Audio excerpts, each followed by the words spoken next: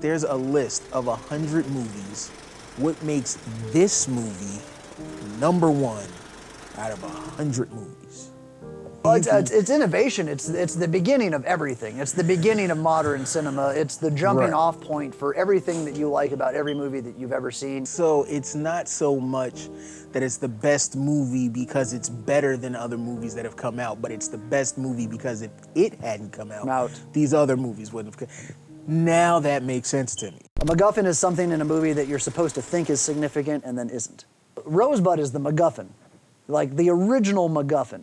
When I first started the movie, I knew that Rosebud was the sled just because the movie itself has been referenced so many times. Right. If you knew that that was the name of the sled, then you would know what Rosebud is. So basically, without knowing that you know the story of Rosebud, you know the story of Rosebud. Right. You start with that scene where he says it, no one's in the room.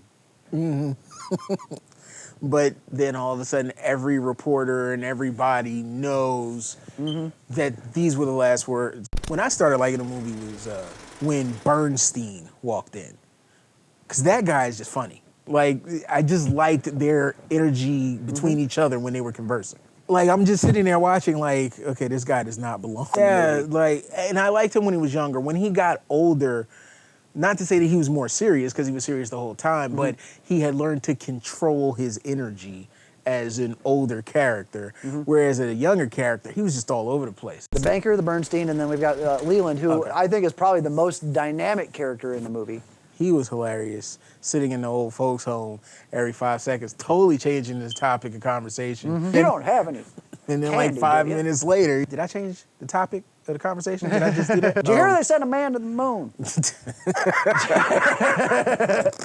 All right, we're going to go back to talking about this guy. Glowing, great, so excited to be there, to just crushed at how horrible and shitty everything has turned out, and disappointed in what they've done, to the point where he just drinks himself almost to death. But where did the unhappiness come from? Because he started drinking before he went to Chicago. Kind of the thing that's tricky about the narrative of this movie is you get a lot of it in the first 10-minute newsreel. Clearly he was a Nazi sympathizer. They started a war. If you're the richest guy on the planet, how do you know when people are really being nice to you? Right. The only way is if you bump into her in the street and she just got out of the dentist chair and she's high on nitrous and she has no idea who you are. Here's why I like that scene. You just know Kane is about to do some pimping. He closed the door and it's kind of like, okay, this is where he's gonna get it in. And then she opens the door like, oh, my landlady likes me to keep my door open when I have gentlemen callers over, this, that, and which means she's getting it in. I liked her portion of the movie because to me it was just comical. You know, he's like, get rid of my wife and child over here. This is my woman right now. I'm gonna do whatever to make her happy.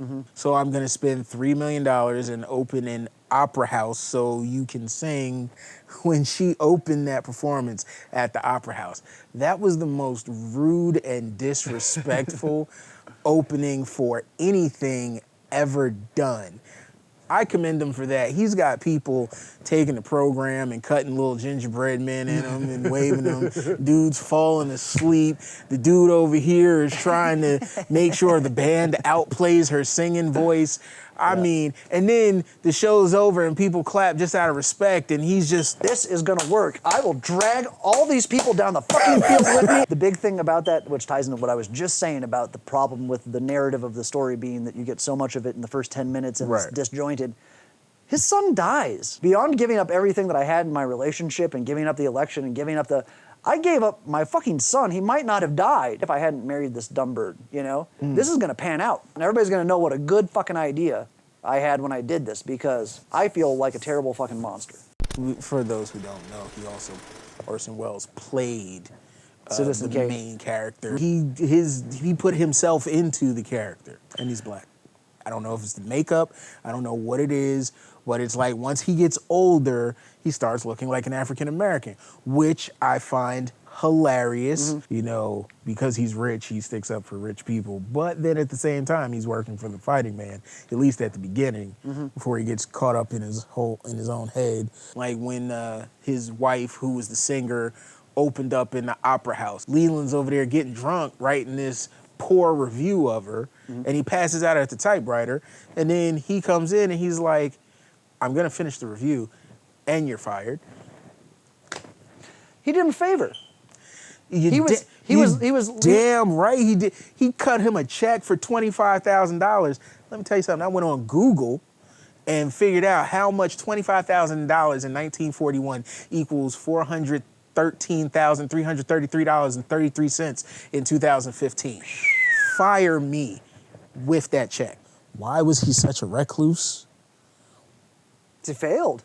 He lived an incredibly public life, and he failed and failed. I just remember almost being depressed when I'm looking at this palace where literally when he talks to his wife, you hear the echoes of what they're saying more than you hear what they're saying. The more he looks like Lex Luthor, the more he's living like Superman in the Fortress of Solitude. You know, and I'm just like, hello. So you said you looked into the history of it.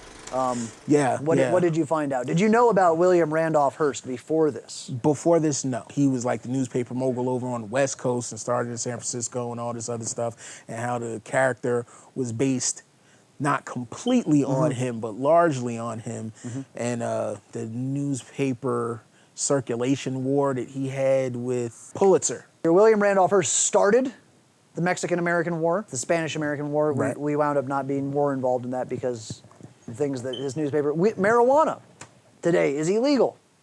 Because of Hearst. Because of a smear campaign by William Randolph Hearst. What they did was they made it sound like it was a Mexican drug, and the crazy Mexicans would come up and fucking rape the white women. They're going to come up here, and at this point, Hearst has run a smear campaign in his newspapers against the movie, and his newspapers won't advertise the movie, so the movie didn't get the advertisement that it needed to get to be successful, and fucking none of the theaters associated with any of his business partners would play the movie. Like, he shut it down, Citizen Kane style. There's a story where they were on a boat, on a yacht, and somebody pushed somebody else off. And murdered them, and they covered it up, and blah, blah, blah. But here's what I'm gonna say. Talking to you about a movie is kind of like finding out the real story behind The Wizard of Oz. It's like really spooky. Like, dude just made a movie as far as I'm concerned. Now all of a sudden you're talking about they're covering up murders, and like this is like some JFK type shit. Fantastic. All right, that was us chatting about Citizen Kane. It's a classic, and for all of me, I say watch this shit. I say definitely if you're into movies for the sake of movies, definitely watch this shit. I wasn't a believer until I watched it, and especially when you learn a little more about the history of the movie itself, it definitely makes it a watch this shit for me.